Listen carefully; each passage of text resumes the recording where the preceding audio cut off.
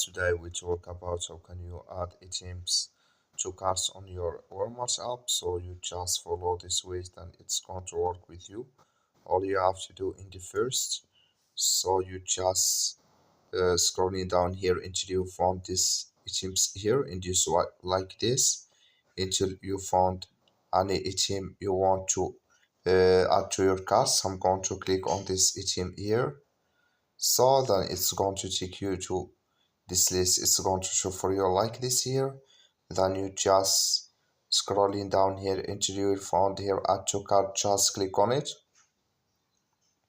So then here it's going to add with you to your carts when you just click here on so here if you want to get your plan. So now it's going to add it to your carts now, like you see here. If you go to your carts you will find it there. So that's all you have to do. Here can you found it. So that's all. Thank you for watching. Don't forget to support us by like and subscribe.